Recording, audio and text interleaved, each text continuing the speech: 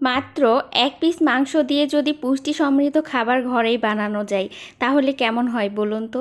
চলুন আপনাদের সাথে শেয়ার করি। আসসালামু আলাইকুম সবাইকে, কেমন আছেন সবাই? আচ্ছা, কে কে এই পর্যন্ত এসে গেস করতে পেরেছেন আমি কি করব। আসলে অনেক দিন ধরেই ভাবছিলাম স্যুপ রান্না করব, তো হয়ে উঠছিল না। বাচ্চা কাচ্চা নিয়েই সব সময় আসলে সব কিছু করা যায় না। মনের মধ্যে অনেক কিছুই চিন্তাভাবনা ঘুরে, তবে কাজটা আর করা হয় না। ভাবলাম ঘরে যেহেতু সব উপকরণ আছে তাই বানিয়ে ফেলি চটজলদি। আর এত সহজে হয়ে গেছে তাই আমারও খুব ভালো লেগেছে। এই তো প্রথমে বুকের মাংস নিয়ে নিয়েছি। সম্পূর্ণ বুকের মাংসটা নেইনি, যেহেতু আমার মাংসের পরিমাণটা অনেক বেশি পরিমাণে ছিল। এইটুকু নিয়েছি, তাতেই আবার স্যুপে অনেক বেশি মাংস হয়ে গেছে। তো যাই হোক, আজকে কিন্তু স্যুপ রান্না করব। তো তার জন্য আমি গাজর নিয়ে নিয়েছি, ধনিয়া পাতা নিয়ে নিয়েছি, সাথে একটা পেঁয়াজ নিয়েছি, কয়েকটা কাঁচামরিচ দিয়েছি, সাথে দিয়েছি 3 কোয়া রসুন, দিয়েছি অর্ধেক টমেটো। সব কিছু ভালো করে সেদ্ধ করে নেওয়ার জন্য এখানে আমি প্রায় 3 মগ পানি দিয়েছি। তো যার যার পরিমাণ অনুযায়ী দিবেন। এখানে যখন সবগুলো উপকরণ সিদ্ধ হয়ে গেছে, প্রায় 30 মিনিট আমি জাল দিয়েছি। খুব হাই হিটে না, আবার লো হিটে না। তো যাই হোক, যখন সব কিছু সেদ্ধ হয়ে গেছে আমি এই পানি থেকে সবগুলো জিনিস তুলে নিচ্ছি।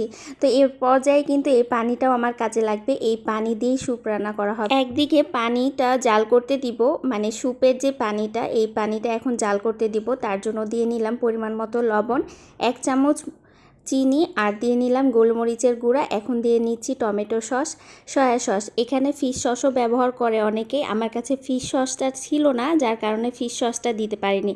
তো এগুলো সব কিছু দেওয়ার পরে চুলার জালটা একদম লো হিটে রেখে স্যুপের যে পানিটা ওইটা জাল করতে থাকবো। আর এই দিকে আমি মাংসটা ছাড়িয়ে নিচ্ছি কাঁটা চামচের সাহায্যে। আর ওই যে গাজর, তারপরে টমেটো, পেঁয়াজ, এগুলো যে সেদ্ধ করে রেখেছিলাম, আমি কিন্তু এই উপকরণগুলো ব্যবহার করব। এক্সট্রা গাজর আর ব্যবহার করলাম না, যেটা আস্ত গাজর, আমি এই সিদ্ধ গাজরগুলোই ব্যবহার করে ফেলবো। সবগুলো উপকরণ খুব সুন্দর করে কাঁটা চামচের সাহায্যে একটু ম্যাশ করে নিচ্ছি, যাতে নরম হয়ে যায় আর খেতে অনেক ভালো লাগে।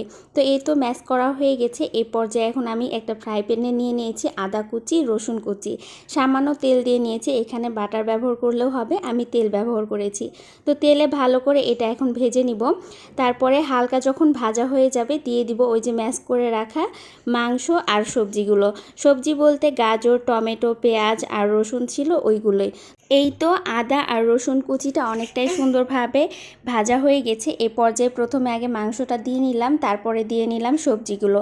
তো এখন আমি সুন্দর করে এটা ভেজে নেব। খুব কড়া করে ভাজার দরকার নাই, হালকা পরিমাণ ভাজবো। তো এগুলো ভাজার জন্য সামান্য লবণ ব্যবহার করে, এখানে চাইলে গোলমরিচের গুঁড়াও ব্যবহার করা যায়। তো আমি মায়াবতীকে আর আমিও একটু ঝাল কম পছন্দ করি, তাই আর গোলমরিচের গুঁড়াটা ব্যবহার করলাম না। তো এই তো সামান্য পরিমাণ ভেজে নেওয়ার পরে স্যুপের যে পানিটা ছিল এইটার মধ্যে দিয়ে নিয়েছি।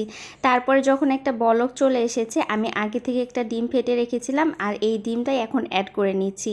এই তো ডিমটা অ্যাড করে সাথে সাথেই নাড়তে যায়নি, এতে করে একেবারে ছোট ছোট একটা চাক হয়। তো আমি চাইছিলাম একটু বড় বড় চাক হলে খেতে ভালো লাগবে।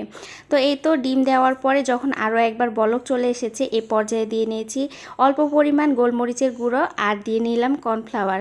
তারপরে আরও একবার বলক আসার পরেই কিন্তু রেডি হয়ে যাবে স্যুপ। আর ঘরে যেহেতু ধনিয়া পাতা ছিল, তাই ধনিয়া পাতাটাও অ্যাড করে নিয়েছি। তো এই তো হয়ে গেল খুব সহজ পুষ্টি সমৃদ্ধ একটা খাবার। না তেল না চিনির কোনো ঝামেলা, একদম সহজে আর খুবই হেলদিকর একটা খাবার। আপনারা চাইলেও এই খাবারটা বানিয়ে ফেলতে পারেন, খুব অল্প উপকরণে আর খুব সহজেই হয়ে যায়। তো এই তো আমি আরও 2-1 বার বলক দিয়ে নিয়েছি, আর দেওয়ার পরে আমার স্যুপ রান্না একদম কমপ্লিট হয়েছে। যদিও কালারটা একটু দেখতে কেমন লাগছে, তবে খেতে মাশাআল্লাহ অনেক মজা লেগেছে। আজকের ভিডিওটা কার কাছে ভালো লেগেছে? ভালো লাগলে তো অবশ্যই লাইক, কমেন্ট, শেয়ার দিয়ে পাশে থাকবেন। আপনাদের একটা লাইক এবং কমেন্ট আমাকে অনেক বেশি অনুপ্রেরণা দেয়। তো আজকের মতো এ পর্যন্তই। ভালো থাকবেন সবাই। আল্লাহ হাফেজ সবাইকে।